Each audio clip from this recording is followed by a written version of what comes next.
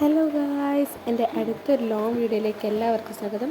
ഞാനിന്ന് ബീഫ് കറിയാണ് ഉണ്ടാക്കാൻ പോകുന്നത്. ഫ്രൈ പോലെ വറ്റിച്ചിട്ട് അതിനായി ഞാൻ ആദ്യം നല്ലവണ്ണം ബീഫ് കഴുകി എടുത്തിട്ടുണ്ട്.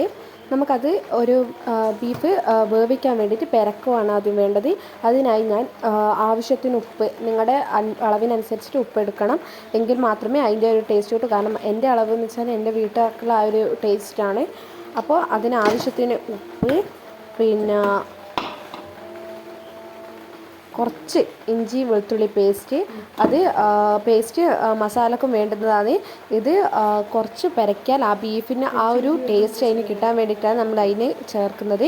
എങ്കിൽ മാത്രമേ ആ ബീഫും ആ ഒരു കറിയുമായിട്ടുള്ളൊരു മിക്സ്, ആ കോമ്പിനേഷൻ നമുക്കാവും. അതിന് ശേഷം കുരുമുളക് വീട്ടിൽ എല്ലാവർക്കും എരിവ് അധികം ഇഷ്ടമായതുകൊണ്ടാണ് കുരുമുളക് ഇല്ലാത്തവർ കുരുമുളക് ഇടണമെന്നുമില്ല. അത് ടേസ്റ്റ് എരിവുള്ളവർക്ക് എരിവ് വേണ്ടാത്തവർക്കും അത് ഇടണമെന്നില്ല. പിന്നെ അതിനുശേഷം നമുക്ക് മഞ്ഞൾപ്പൊടി ഇടാം. ഒരു 1/2 ടീസ്പൂൺ മഞ്ഞൾപ്പൊടി, ലേശം പിടിക്കാൻ വേണ്ടി മാത്രമേ മഞ്ഞൾപ്പൊടി ഇടാൻ പാടുള്ളൂ. അധികം ഒന്ന് മഞ്ഞൾപ്പൊടി ഇട്ടാൽ മഞ്ഞച്ചോയ നമുക്ക് പിടിക്കും. പിന്നെ മുളക് പൊടി, കുരുമുളക് പൊടി ഇട്ടുകൊണ്ട് ഞാൻ കുറച്ച് മുളക് പൊടി മാത്രമേ ഇടുന്നു. കുരുമുളക് ഇടാത്തവർക്ക് പൊടി കുറച്ചധികം ഇടാം.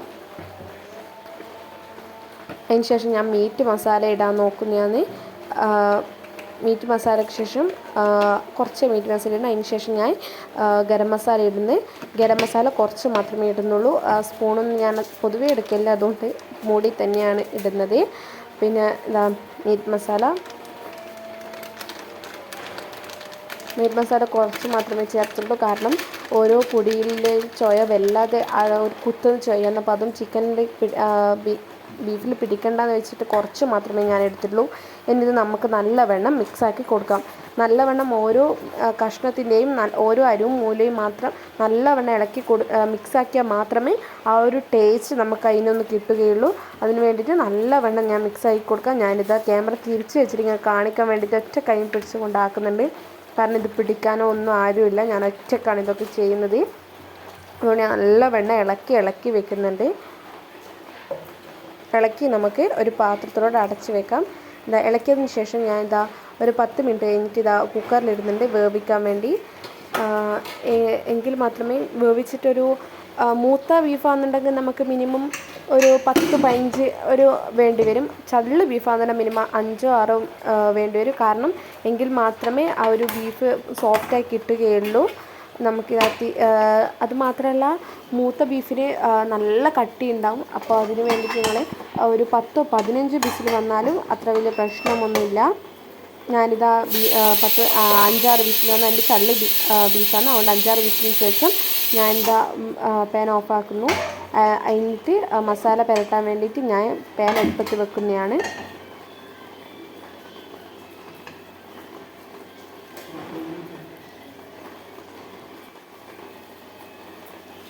ക്യാമറ ഒരു ഏലിനെല്ലാം വെക്കുന്നത് തിരിച്ചു മറിച്ചിട്ടാണ് വെക്കുന്നത്. അങ്ങോട്ടും ഇങ്ങനെ എന്തെല്ലോ കാണുന്നുണ്ട്. ഇനി നമുക്ക് പാനിലേക്ക് കുറച്ച് വെളിച്ചെണ്ണ ഒഴിക്കാം. ഉള്ളി വാട്ടുന്ന രീതിയിൽ വെളിച്ചെണ്ണ ഒഴിച്ച് കൊടുക്കാം. എന്നിട്ട് നമുക്ക് ഉള്ളി അതിൻ്റെ അകത്തിടാം. ഇതിന് മെയിനായിട്ട് ഉള്ളി, പച്ചമുളക് വേണമെന്നില്ല, ഇഞ്ചി വെളുത്തുള്ളി പേസ്റ്റ് ആക്കിയതാണ്. പിന്നെ തക്കാളി, പിന്നെ ഇഞ്ചി വെളുത്തുള്ളി പേസ്റ്റ്, ഇത് 3 മാത്രമേ ആവശ്യമുള്ളൂ. നമുക്കതിന് ഉള്ളി ഇട്ട് കൊടുക്കാം. ഉള്ളി നല്ലവണ്ണം വഴറ്റിയാൽ മാത്രമേ ആ ഒരു ടേസ്റ്റ് നമുക്ക് ആ ബീഫിൽ കിട്ടുകയുള്ളൂ. നല്ലവണ്ണം വഴറ്റി തന്നെ വേണം ഉള്ളി. കൂടാതെ ഉള്ളിയിൽ ഞാൻ പൊതുവെ ഉപ്പിടാറാണ് പതിവ്. കാരണം എങ്കിൽ മാത്രമേ വേഗം നമുക്ക് ഉള്ളി വെന്ത് കിട്ടൂ.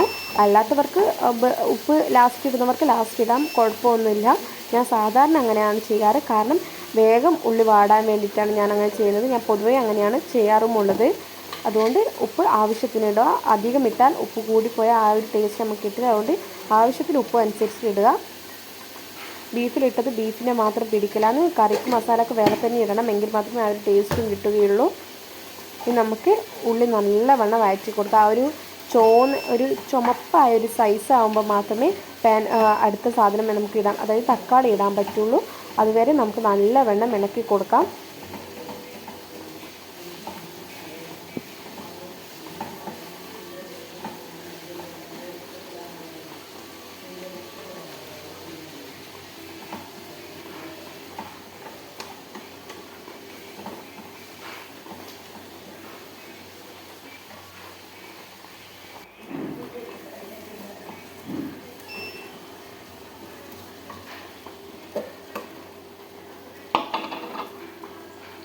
നല്ലവണ്ണം വഴറ്റിയതിന് ശേഷം ഞാനിതാ ഒരു ഏകദേശം ഒരു ചുമപ്പായി വന്നിട്ടുണ്ട്. അതിന് ശേഷം ഞാനിതാ ഇഞ്ചി വെളുത്തുള്ളി പേസ്റ്റ് ഇടാൻ പോവുകയാണ്.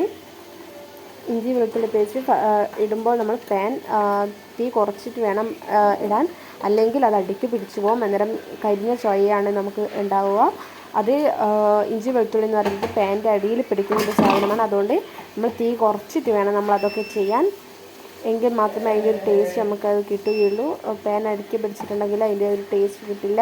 അതുകൊണ്ട് നല്ലവണ്ണം ഇഞ്ചി വെളുത്തുള്ളി ഇട്ടതിന് ശേഷം ഇളക്കി കൊടുക്കുക.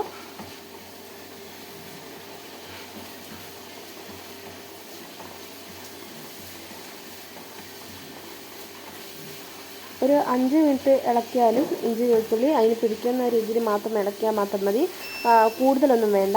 എന്നിട്ട് നമുക്ക് അതിന് ശേഷം നമുക്ക് തക്കാളി ഇടാൻ ആവുന്നതാണ്. ഇത് നല്ലോണം ഒന്ന് ഇളക്കി ഒന്ന് എൻ്റെ പിടിക്കാനായി, അതുകൊണ്ടാണ് ഞാൻ രണ്ടാമത് നല്ലവണ്ണം ഇളക്കുന്നത്. ഇനി നമുക്ക് ഇതിലേക്ക് തക്കാളി ഒട്ടിടാം. തക്കാളി കാണിക്കുമ്പോൾ തക്കാളിൻ്റെ വെള്ളം പറഞ്ഞു ഗൈസ്. ഇതാ തക്കാളി ഇട്ടു. നമുക്ക് ഈ നല്ലവണ്ണം വഴറ്റി കൊടുക്കാം.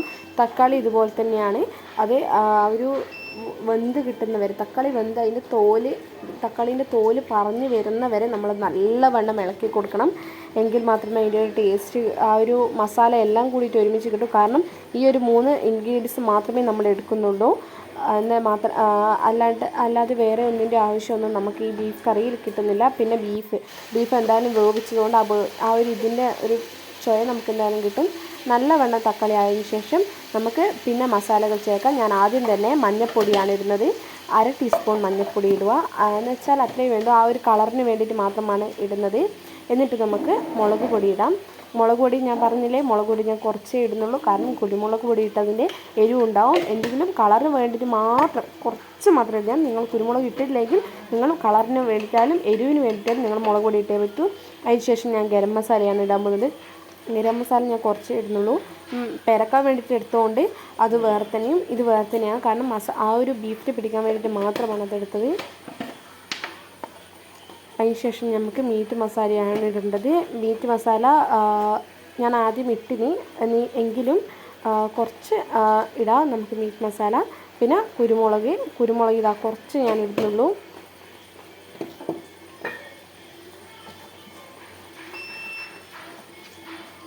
ഇനി നമുക്കിതാ നല്ലവണ്ണം ഇളക്കി കൊടുക്കാം. മസാലയെല്ലാം പിടിക്കുന്ന രീതിയിൽ നല്ലവണ്ണം ഒന്ന് ഇളക്കി കൊടുക്കാം.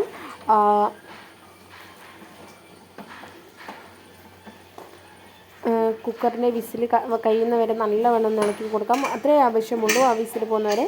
എൻ്റെ വിസിലെല്ലാം നന്നായിട്ട് പോയിട്ടുണ്ട്. ഇനി നമുക്ക് അതിലോട്ട് ബീഫ് ഇടാം. ബീഫിൻ്റെ വെള്ളം അതിൽ ചേർക്കുന്നതാണ് നല്ലത്. കാരണം എന്ന് വെച്ചാൽ ഉള്ളിയും അതെല്ലാം കൂടി ഒന്ന് മിക്സ് ആവാൻ വേണ്ടിയിട്ടാണ് അങ്ങനെ ചെയ്യുന്നത്. ഈ നല്ലവണ്ണം ആ മസാലയും ബീഫും ഒട്ടി നിൽക്കുന്ന രീതിയിൽ നമുക്ക് നല്ലവണ്ണം ഒന്ന് ഇളക്കി കൊടുക്കാം.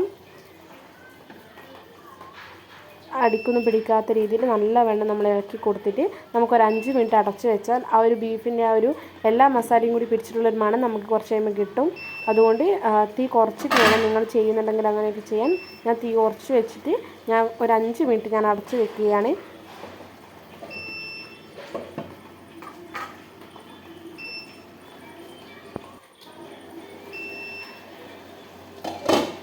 നല്ലവണ്ണം ബീഫായിട്ടുണ്ട്.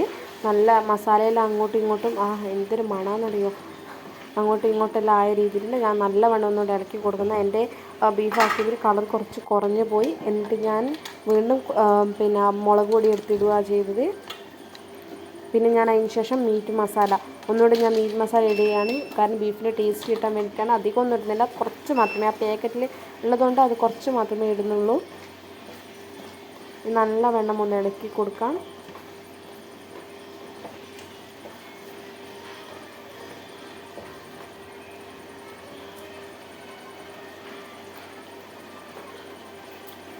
ഇനി ആവശ്യത്തിന് ഉപ്പുണ്ടോ എരിവുണ്ടോ എന്ന് നോക്കാൻ വേണ്ടിയിട്ട് ഞാനൊന്ന് ടേസ്റ്റ് ചെയ്ത് നോക്കുന്നുണ്ട്. എല്ലാം അടിപൊളിയായി സൂപ്പറായിരുന്നു, ഒരു പ്രശ്നവുമില്ല, അടിപൊളിയായിന്. ഉപ്പ് മാത്രം കുറഞ്ഞു പോയിട്ട് ഞാൻ രണ്ടാമത് ഉപ്പ് ഇടുന്നുണ്ട്. നിങ്ങൾ ആവശ്യത്തിന് ഉപ്പ് നോക്കിയിട്ട് ഉപ്പ് അനുസരിച്ചിട്ട് അളവിനനുസരിച്ചിട്ട് ഉപ്പ് ഇടേണ്ട ആവശ്യമുണ്ട്. നിങ്ങളത് നോക്കിയിട്ട് ശ്രദ്ധിക്കണം. എല്ലാ മസാലകളും ഒത്തു പിടിച്ചാൽ മാത്രമേ ബീഫ് നമുക്ക് ആ ഒരു ടേസ്റ്റിൽ കിട്ടുകയുള്ളൂ. അതിനിടയിലൊരു കാര്യം പറയുന്നത്, നിങ്ങൾ ഈ എൻ്റെ ചാനൽ ആദ്യമായിട്ട് കാണുകയാണെങ്കിൽ നിങ്ങൾ സബ്സ്ക്രൈബ് ചെയ്യുകയും കൂടെ ആടെയുള്ള ഒരു ബെല്ലൈക്കൺ ക്ലിക്ക് ചെയ്യുകയും അത് ഷെയർ ചെയ്യുകയും ലൈക്ക് ചെയ്യുകയും കമൻ്റ് ഇട്ട് എൻ്റെ തെറ്റുകൾ തിരുത്തുകയും ചെയ്യണം. നിങ്ങളുടെ സപ്പോർട്ട് എനിക്ക് ആവശ്യമാണ്. ഞാനത് ഫസ്റ്റ് പറയാൻ വിട്ടുപോയി. I am very sorry. ഞാൻ അതിന് ശേഷം ഞാൻ ലേശ കുരുമുളക് കൂടി ഇട്ട് എരിവിൻ്റെ വേണ്ടിയിട്ട് മാത്രമാണ്. പിന്നെ കൂടാതെ എൻ്റെ ആക്കിയ കറിയിൽ കുറച്ച് കളർ കുറഞ്ഞു പോയി.